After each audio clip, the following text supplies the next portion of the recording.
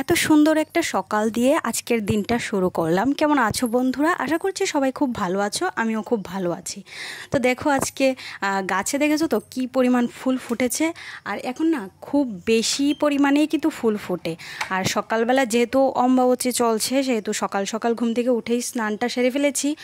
স্নান না, শুধু ঘর দুয়ার ঝাড়া মোছা এগুলি সেরেই কিন্তু স্নান টান করে এসে ফুল টুল তুলে তারপরে এখানে আমি আজকে গোপালকে দিয়ে দিয়েছি সেবা। তো চলো, গোপালকে যেহেতু দেওয়া হয়ে গেছে, তারপর আস্তে আস্তে দিনটা শুরু করা যাক।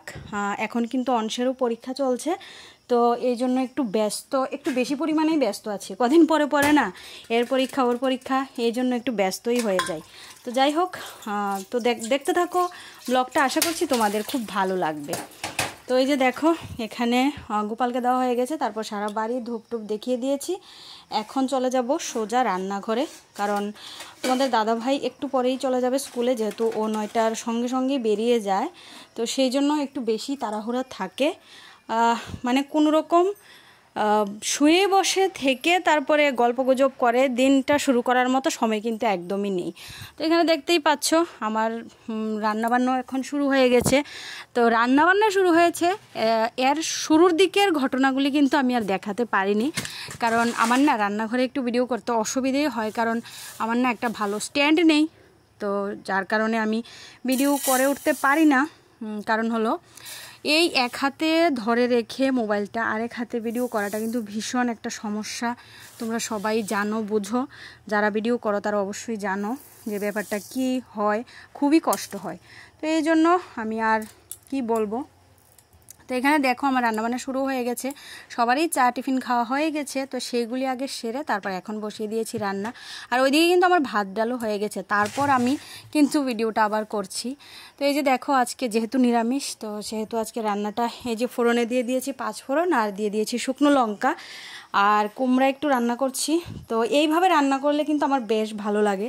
তোমরা কে কে পছন্দ করো অবশ্যই কিন্তু আমাকে জানিও, কারণ কুমড়া জিনিসটা না এরকমভাবে শুধুমাত্র একটু দিয়েছি, আদা দিয়েছি, আর একটু জিরের গুঁড়ো ধনের গুঁড়ো দিয়েছি, আর লবণ দিয়েছি, একটু হলুদ দিয়েছি, ব্যাস।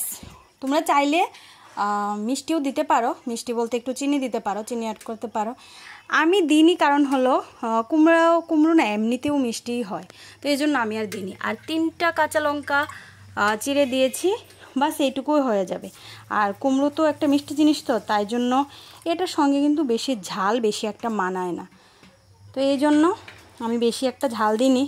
আর দিয়েছি আগে থেকেই সেদ্ধ করে রেখেছিলাম ছিমের বীজ, যেটা সেটা শুকনো ছিমের বীজ খোলায় ভেজে তারপর সেদ্ধ করে রেখে দিয়েছিলাম, তো সেটা এখন দিয়ে দিয়েছি। তো তারপর ভালো করে একটু নাড়াচাড়া করে তারপর জল দিয়ে দিয়েছি। যা টেস্ট হয়েছিল খেতে, মানে কি বলবো, তোমরা চাইলে রান্না করে এরকমভাবে খেতে পারো। আর ওই সময় তো তোমরা দেখতেই পেলে আমি সয়াবিন ভাজছিলাম। তো সয়াবিনটা আজকে করব কাঁকরোল আলু দিয়ে। প্রত্যেক দিনই পটল আলু বা খালি আলু দিয়ে ওইরকম ভালো লাগে না, তো আজকে ভাবলাম যে না, আজকে কাঁকরোল আলু দিয়ে করি। আর সত্যি বলতে খুবই ভালো হয়েছিল। জানি না তোমরা খাও কি না, কিন্তু সত্যি ভীষণ ভালো হয়েছিল। আর এই কুমড়োর তরকারিটার মধ্যে জানো তো আমি লাস্টে একটু গরম মশলা দিয়েছিলাম। তোমরা চাইলে গরম মশলাও দিতে পারো, না হলে একটু ধনেপাতা দিতে পারো। তো এখানে দেখো 5 ফোড়ন দিয়ে দিয়েছি, আর তেজপাতা দিয়ে দিয়েছি। আর যেহেতু সবজিগুলি আগে থেকে ভেজে রেখেছিলাম, মানে সয়াবিনও ভাজা ছিল, তারপরে কাঁকরোল আলুও ভেজে নিয়েছি, তো এই জন্য আর শুধুমাত্র ফোড়ন দিলেই হবে।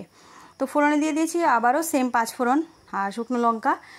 আর তারপর এখানে একটু পেস্ট বানিয়েছিলাম জিরের গুঁড়ো ধনের গুঁড়ো আর আদা কাঁচা লঙ্কা, আর একটু হলুদ গুঁড়ো একবারে দিয়ে দিয়েছি। তো ভালো করে এবার মশলাটার সঙ্গে সবজিটা ভালো করে কষে নিয়ে তারপর গরম জল দিয়ে দেব, এটাও ফুটতে থাকবে, তারপর সয়াবিনগুলো দিয়ে দিলেই হয়ে যাবে রান্না। তো আমি কিন্তু খুব সিম্পলভাবেই কিন্তু রান্না করি, কারণ আমার হাতে অত সময় থাকে না বেশি কষে কষে কষে কষে রসে কষে এরকমভাবে রান্না করার মতো। সত্যি বলতে আমার এত সময় থাকে না। আর এখন অংশকে স্কুলে দেওয়ার পর থেকে আমি সকালবেলা ঘুম থেকে উঠে তারপর রান্না সেরে তারপর আমার যেতে হয় কিন্তু স্কুলে। হ্যাঁ, রান্না রেখেও যেতে পারি, কিন্তু আমি সেটা সম্পূর্ণভাবে করি না, কারণ হলো এটা আমার ভালো লাগে না।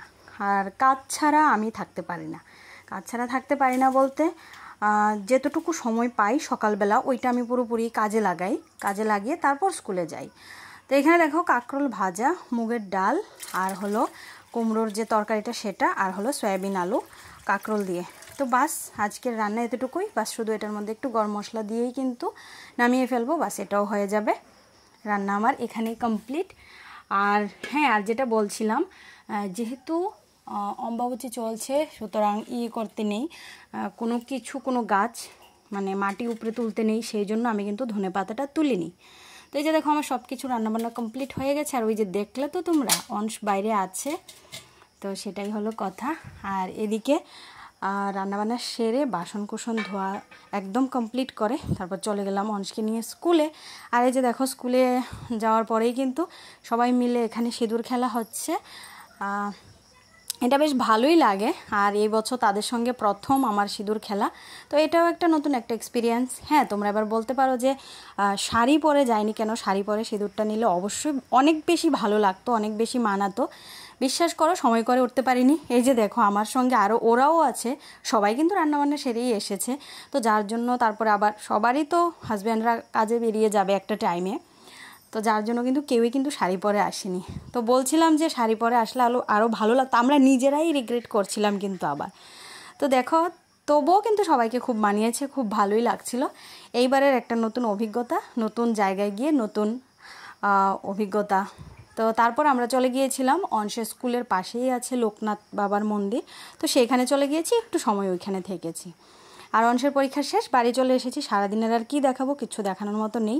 আর এটা হলো গিয়েছিলাম বিকেলবেলা পাশের বাড়িতে, মানে আমার অংশের পিপির বাড়িতে, তো সেটা সেরে এসে এইবারের এটা। চলো টাটা বাই।